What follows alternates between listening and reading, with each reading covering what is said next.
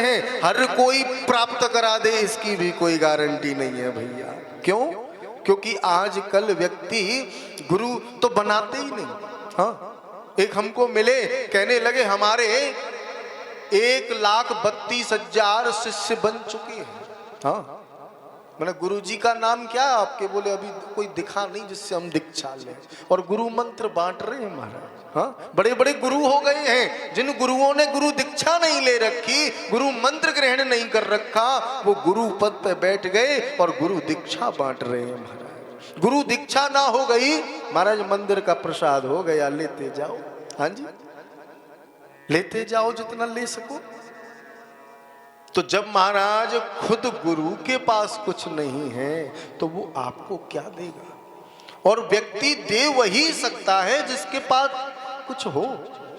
तो सूत जी महाराज, आप गुरु कृपा पात्र हैं, आपके ऊपर गुरु की बहुत कृपा है। और गुरु कृपा एक ऐसी कृपा है कि व्यक्ति के ऊपर बरस जाए तो महाराज भगवान का दर्शन उसे हो जाता है। हमारे ब्रज में एक संत हैं हुए जिनका नाम था कुम्भन दास जी महाराज। आपने नाम सुना है कुम्भन दास जी का? किस किस ने सुना है? भक्तमाल की कथा सुनिएगा, उनमें सभी ऐसे कई संत हैं। ये कुम्भन दास जी नित्य प्रतिदिन दर्शन करने जाते थे बिहारी जी का। हाँ, एक दिन दर्शन करने के लिए निकले हैं।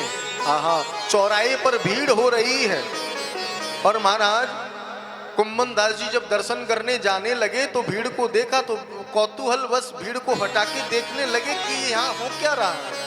हम भी जब कभी चलते हैं रास्ते में और कहीं रास्ते में भीड़ ज्यादा इकट्ठी हो रही हो तो हमारे मन में भी बड़े संशय प्रकट होते हैं, कहीं एक्सीडेंट तो नहीं हो गया भैया, लोग क्यों इकट्ठे हो रहे हैं। तो हम वहां महाराज जाकर के देखते हैं कि हुआ क्या। तो कुम्भन दास जी भी उस भीड़ में घुस गए। तो क्या देख रहे हैं, उस भीड़ के बीचों बीच में उनका खुद का बेटा मरा पड़ा है महाराज। कुम्भन दास जी का सर्प ने डस लिया और डसने से उसकी मृत्यु हो गई और वहां उसी जगह वो मर गया और वहां पड़ा हुआ है। जब कुम्भन दास जी ने उसको मरा देखा, आहा, जोर जोर से रोने लगे। उस बेटे के पास पहुंचे, उसके सर को उठाया, गोदी में रख लिया और रख करके महाराज हाथ फेरते जा रहे हैं और रोते जा रहे हैं जैसे कोई छोटा बच्चा उसके हाथ से कोई चीज छुड़ा ले और वो रोने लग जाता है। ऐसे कुम्भन दास जी हिलकारियां ले लेकर के रो रहे हैं। आहा, इनके गुरुदेव भी दर्शन करने के लिए जब जा रहे हैं रास्ते में, उन्होंने देखा इतनी भीड़ और ये बच्चों की तरह कौन मुंह फाड़ फाड़ के गला फाड़ फाड़ के रो रहा है भैया, जरा देखूं तो। आहा, जब भीड़ को हटा के देखने लगे, अपना ही परम शिष्य कुम्भन दास वहां बैठकर रो रहा है। पता किया ये क्यों रो रहा है, ये कौन है, ये लड़का कौन है इसकी गोद में जो नीचे पड़ा है? बोल इनका बेटा है, मर गया, सर्प सांप ने इसको डस लिया।